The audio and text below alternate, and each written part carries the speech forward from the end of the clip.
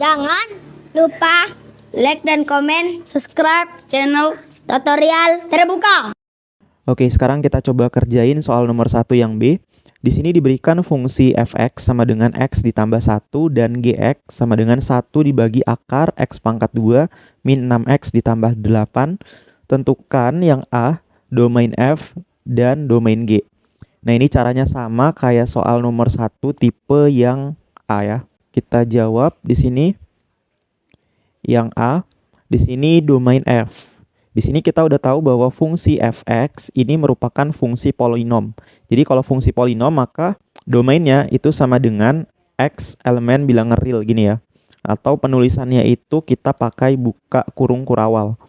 Jadi di sini kita buka kurung kurawal, terus di sini kita tulis x garis tegak x elemen bilangan real. Kayak gini. Atau juga bisa kita tulis sebagai kayak gini, minus tak hingga sampai dengan tak hingga. Atau bisa kita tulis juga R kayak gini, elemen bilangan real. Nah, jadi ini untuk domain F-nya, kemudian untuk domain G. Nah, di sini kita bisa lihat bahwa ini tuh kombinasi antara akar dan pecahan ya. Jadi kalau kita menemukan bentuk kombinasi kayak gini, akar dan pecahan, berarti kita tinggal ambil yang ada di dalam akarnya ini. Yang ada di dalam akar itu kan x pangkat 2 min 6 x ditambah 8. Nah, ini besar yang ada di dalam akar itu lebih besar atau sama dengan 0. Gitu. Nah, karena di sini ada kombinasi pecahan, maka tanda sama dengannya ini hilang ya. Jadi x pangkat 2 min 6x ditambah 8 lebih besar dari 0. Gitu. Kemudian di sini bisa kita faktorkan. Di sini udah pasti x, di sini udah pasti x, di sini lebih besar dari 0.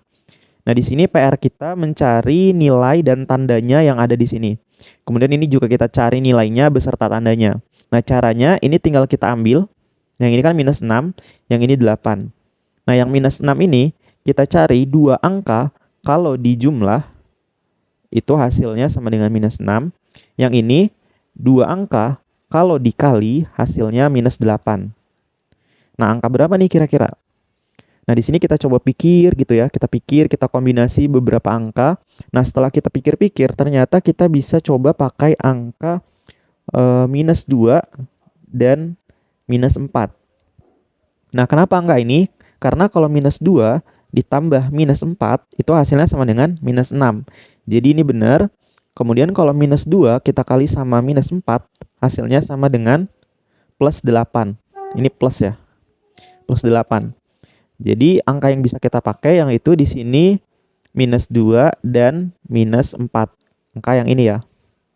Kayak gitu. Nah, jadi di sini bisa kita ambil bahwa x min 2 itu lebih besar dari 0. Yang ini x min 4 itu lebih besar dari 0. Terus minus 2-nya bisa kita pindahkan ke kanan jadinya plus 2. Jadi kita dapat x lebih besar dari 2. Kemudian yang ini x lebih besar dari 4. Nah, jadi kita udah dapat nilai x-nya.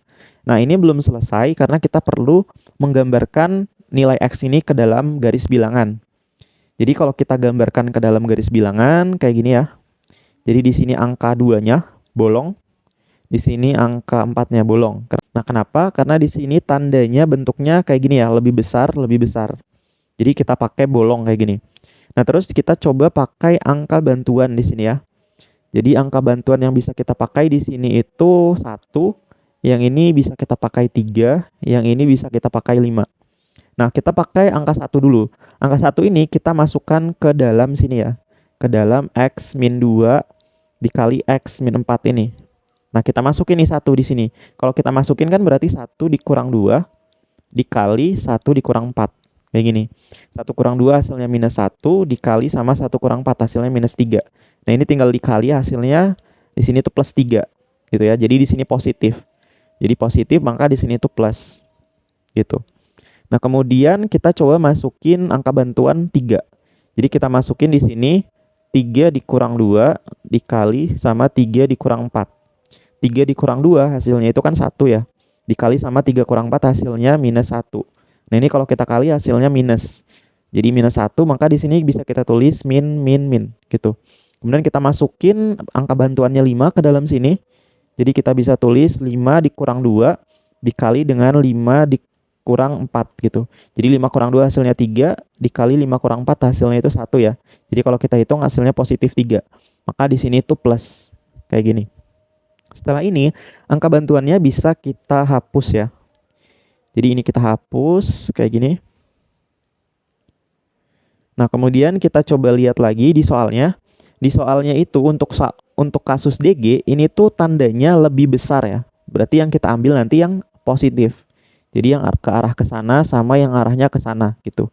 Di sini bisa kita lihat bahwa untuk bagian X sama dengan 2 di sini, ini bisa kita tulis X kurang dari 2 gitu ya. Karena di sini tuh arah panahnya itu menuju ke kiri ya.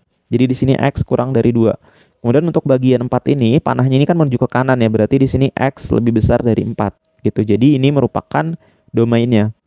Sehingga domain G itu bisa kita tulis di sini ya. DG itu sama dengan kita buka kurung kurawal, kita tulis X, kemudian garis tegak, kita tulis nih domainnya. Yang ini X kurang dari 2. Terus di sini kan terpisah, karena terpisah maka kita gabung. Jadi kita tulis U.